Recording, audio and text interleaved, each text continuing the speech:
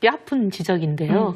지난 한 4개월 대선 기간 포함해서 선장이 없이 그 정치 경량기에 저희가 좀 표류한 느낌이 있습니다. 그 틈을 타서 사실 이제 낡은 보수들은 저희에게 뭐 거짓 프레임을 걸었는데 거기에 저희가 적절히 대응을 못했던 것 같아요. 그러니까 배신 정당이라는 말에. 예. 사실 이제 그게 전혀 성립하지 않는 건데 왜냐하면 그런 프레임은 주인이 박근혜 전 대통령이라는 전제 하에서 하시는 말씀인데 정치인, 국회의원, 세금으로 월급 받는 사람들의 주인은 박근혜 전 대통령이 아니라 국민이라 해야 되는 거잖아요. 근데 전혀 거짓 프레임인데 저희가 그거를 바로 불식시키는 대응에 들어갔었어야 되는데 미흡했던 것 같아요. 그래서 저희 그 부분 굉장히 뼈아프게 느끼고 새로 이제 지도부가 출범한 만큼 그런 부분에 대해서 대응할 건 대응하고 마음을 다지고 있습니다. 네. 지금 우리 이 대표는 보수 정당으로서 홍준표 대표가 이끄는 자유한국당하고 보수의 가치를 경쟁을 하려면 어떤 그 보수의 가장 큰 가치는 희생과 책임이었어요. 그런 거에 대해서 저는 좀 더 다른 정당도 좀 희생하는 모습을 보여줬어야 된다는 생각이 든 거예요. 희생하는 모습은 네. 자유한국당이 절대 안 보이는 모습이고 우리가 그러니까 바른 정당이 보이면은 됐었죠. 네, 바른정당은 오히려 그런 부분에서는 자유한국당과 저희는 차별이 된다고 봅니다. 헌정사상 초유의 탄핵이란 사태를 만들고 보수를 초토화시킨 사람들이 사과도 하지 않고 인정도 하지 않고 누구도 책임지지 않았지만 바른정당은 이 가시밭길을 가면서 지금 자기 정치 생명을 걸고 이 고생을 하는 것도 일종의 희생이라고 봅니다. 자유한국당과는 저희들은 차별화된다고 감히 말씀드리고 싶습니다. 그리고 홍 대표님이 당내 구박들이 구박해도 나는 쇄신을 멈출 수 없다라는 강경 입장을 비쳤습니다. 어떻게 보십니까? 저는 좀 납득이 안 가더라고요. 이분이 친박 도움으로 대선까지 치렀던 분이란 말이에요. 그런 분이 와가지고 지금 또 친박 쳐내겠다고 하니까 이게 뭐야 도대체. 아니 그리고 또 친박한테 그나마 징계답지도 않은 징계지만 아주 미온적인 솜방망이 징계가 내려져 있던 걸 이분이 다 무장 해제시켜버렸잖아요. 그래놓고는 이제 와가지고 자기가 징계 다 없애놓고 이제 와서 쇄신하겠다는 거는 그게 무슨 말씀이신지를 내가 잘 이해를 못하겠어요. 그러니까 너무 오락가락하세요. 홍준표 대표는 처음에 들어가면서 그 친박을 깠어요 또. 양박. 양박이라 그랬죠. 예, 양박이랬지. 양아치 친박이라고. 그런데 좀 있다가는 친박의 도움을 받아갖고 대선을 치러요. 예. 그 대선 치르고 난 다음 그때 우리가 여기서 뭐라 그랬어요. 대선이라고 쓰고 당대표라고 읽는다. 이분의 꿈은 당대표가 되는 거다. 우리가 여기서 정확하게 예측을 했거든요. 근데 끝나자마자 바로 들어가면서 자기를 도왔던 어쨌든 미운하고 오나 자기를 도왔던 친박을 또 공격을 해 이제는. 친박을 배제하겠다는 게 이제 그게 어떻게 들리냐면은 국정농단 세력을 척결하고 보수를 쇄신하겠다 이런 뜻으로 들리는 게 아니라 내가 이제 당 대표인데 니들 이제 죽어. 내 세력을 심겠다라는. 그러니까 내 마음에 안 드는 건 다 내 마음에 안 드는 건 다 쇄신 대상이에요. 그게 무슨 쇄신이야 그게? 바로 또 그 다음에 퀴박이라고 그랬던 건 기억하시죠? 퀴박, 바퀴벌레. 그러니까 그죠 언론에 다 났어요. 바퀴벌레. 그렇게 왔다 갔다 아침 다르고 저녁 다른 분이기 때문에 지금 이분이 쇄신한다는 말을 그 귀담아 들을 필요가 없다고 생각합니다. 근데 관심 안 두셔도 돼요. 양박이나 퀴박이 우리가 지금 생각하면 섬뜩한데 준표 스타일이다 생각하니까 별로 막말 같지도 아니 그러면 저기 홍준표식 어법에 대해서 어떻게 생각하세요? 아 정말 입에 올리기도 부끄럽고요. 대한민국 정치를 희화하고 정치가 국민들로부터 혐오감을 받는 가장 대표적인 이유가 이런 분들 때문입니다. 정말 대한민국 정치에서 있어서 안 될 일이죠. 또 하나 궁금한 게 있는데 이번에 그 홍준표 그 한국당 대표가 당선되고 나가지고 보통 다른 당들을 방문을 하잖아요. 심지어 그 대통령이 당선되신 그분이 원내에 있지도 않은 정의당까지 방문하는 이런 판인데 세상에 민주당 딱 방문하고 바른정당 방문 안 했어요. 저희만 안 한 게 아니라 국민의당도 안 하고 정의당도 안 하고 다 안 했어요. 그분은 힘센 사람만 관심 있나 봐요. 그러니까 굉장히 어떻게 보면 밴댕이 정치라고 볼 수 있는 거죠. 바른정당 의원들은 패션 좌파, 금수저 2세들의 사이비 보수다. 이혜훈 대표의 답은? 애기 같으세요. 혼자 힘으로 싸우다 안 되면 꼭 엄마 아빠 끌고 나오는 애기들 같아요.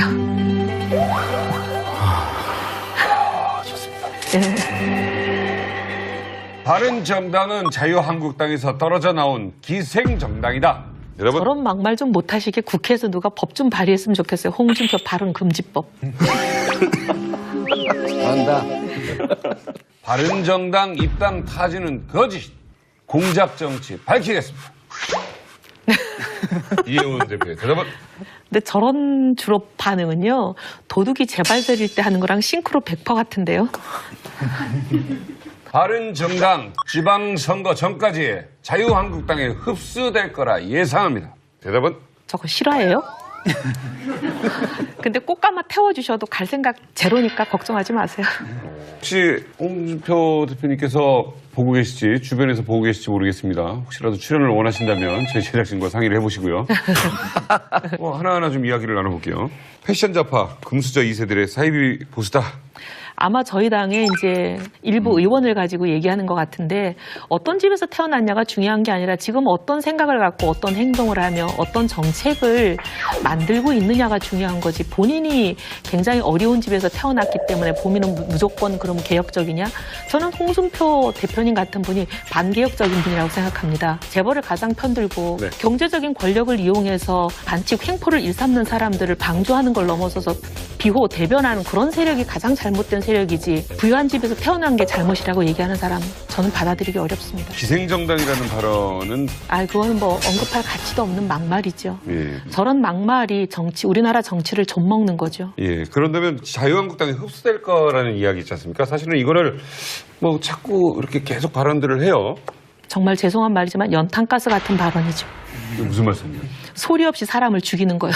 저런 발언 네. 정말 하시면 안 되죠. 상처받지 말고 아예 자유한국당을 흡수하겠다. 그래서 제가 보수의 예, 본진이 되겠다 그런 거죠. 그렇게 흡수하겠다고 그러세요.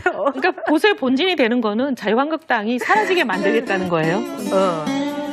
이제 홍준표 대표가 입당 타진 거짓이다. 공작 정치 밝히겠다 했는데 전후 사실 좀 아시면 이 자리에서 좀 밝혀주시죠. 그래요. 궁금해. 아니 굉장히 그거는 궁금해요, 진짜. 사실은 정병국 의원이 책에 쓰신 거고 홍준표 당대표는 말씀하시는 건데 두 분 다 같은 공장에서 제가 한솥밥 먹은 지가 10년이 넘지 않습니까?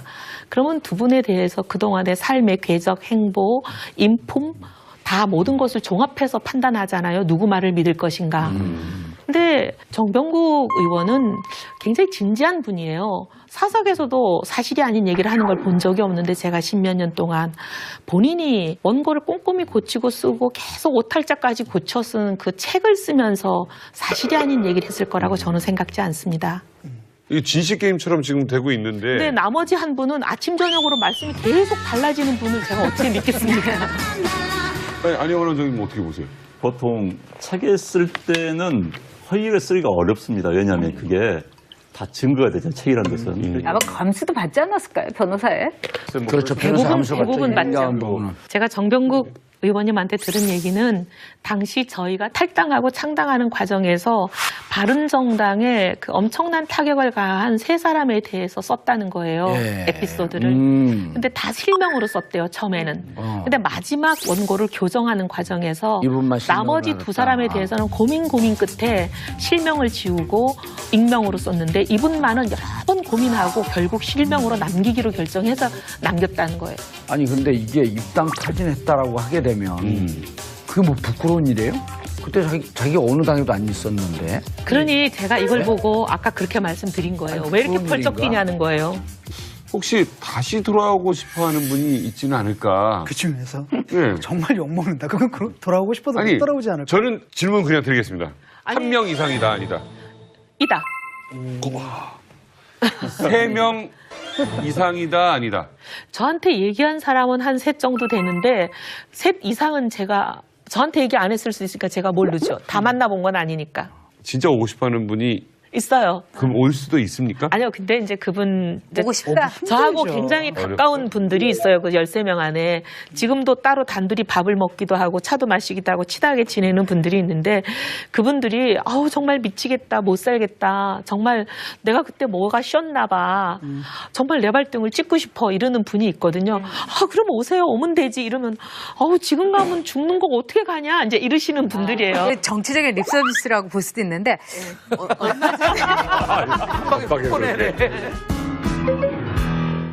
홍준표 대표가 흡수론을 예고한 2018년 지방선거에서 바른정당은 후보도 제대로 못 낼 거라고 예측을 했습니다.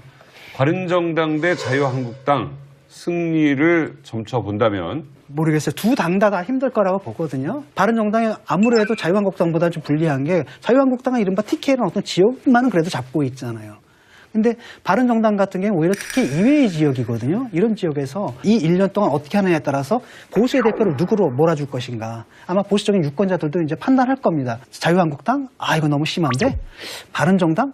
아, 조금 더 약한데? 왔다 갔다 하다가 마음을 갖다가 변화시킬 수 있는 어떤 계기 있잖아요.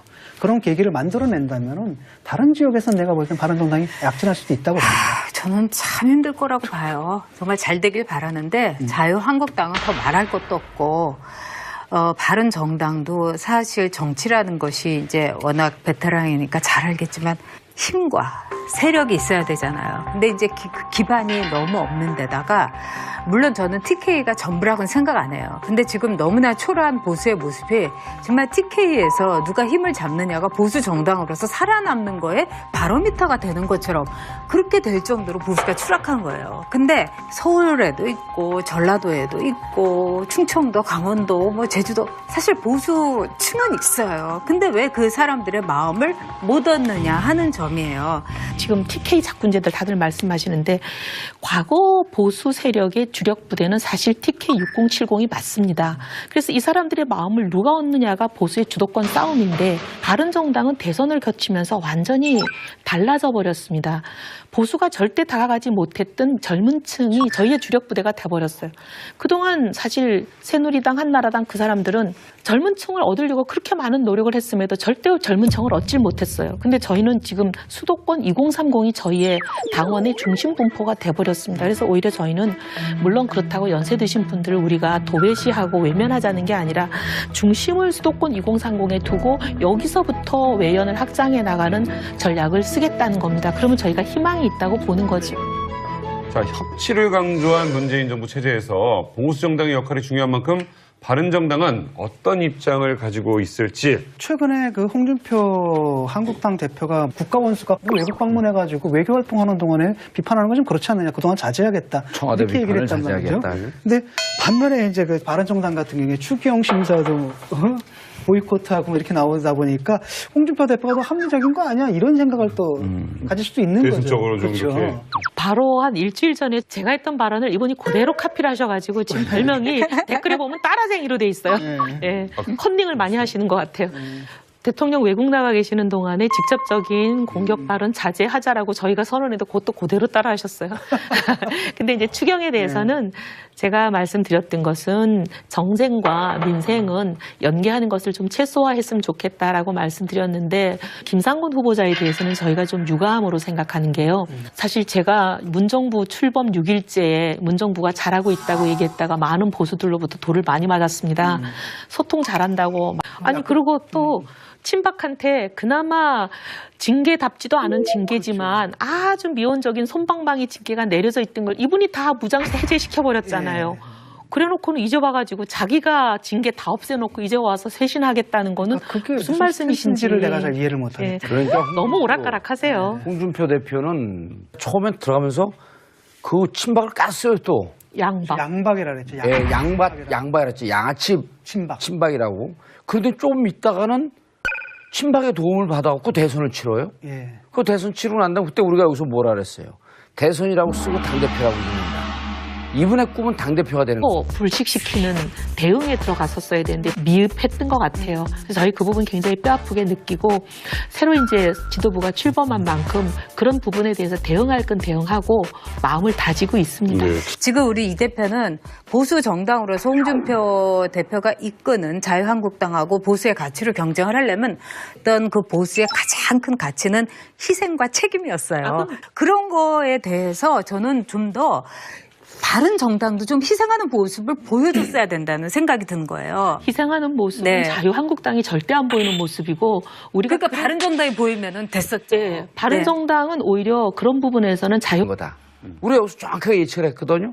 근데 끝나자마자 바로 들어가면서 자기를 도왔던 어쨌든 미운하고 오나 자기를 도왔던 친박을 또 공격을 해 이제는. 친박을 배제하겠다는 게 이제 그게 어떻게 들리냐면은 국정농단 세력을 척결하고 보수를 쇄신하겠다 이런 뜻으로 들리는 게 아니라 내가 이제 당 대표인데 니들 이제 죽어. 내 세력을 심겠다라는. 그러니까 내 마음에 안 들면 다 내 마음에 안 드는 건 다 쇄신 대상이에요. 그게 무슨 쇄신이야 그게? 바로 또 그 다음에 퀴박이라고 그랬던 건 기억하시죠? 퀴박, 바퀴벌레. 그러니까 그죠 언론에 다 났어요. 바퀴벌레. 그렇게 왔다 갔다 아침 다르고 저녁 다른 분이기 때문에 지금 이분이 쇄신 뼈아픈 지적인데요. 지난 한 4개월 대선 기간 포함해서 선장이 없이 그 정치 경량기에 저희가 좀 표류한 느낌이 있습니다. 그 틈을 타서 사실 이제 낡은 보수들은 저희에게 뭐 거짓 프레임을 걸었는데 거기에 저희가 적절히 대응을 못했던 것 같아요. 그러니까 배신 정당이라는 말에.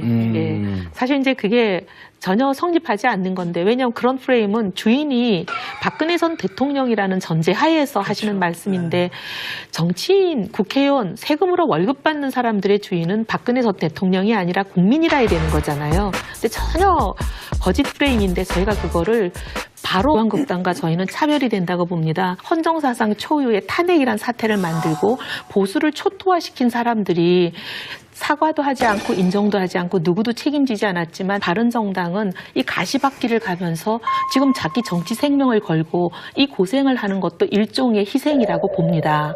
자유한국당과는 저희들은 차별화된다고 감히 말씀드리고 싶습니다. 그 홍 대표님이 당내 구박들이 구박해도 나는 쇄신을 멈출 수 없다라는 강경 입장을 비쳤습니다. 어떻게 보십니까? 저는 좀 납득이 안 가더라고요. 이분이 친박 도움으로 대선까지 치렀던 분이란 말이에요. 그런 분이 와가지고 지금 또 친박 쳐내겠다고 하니까 이게 뭐야 도대체.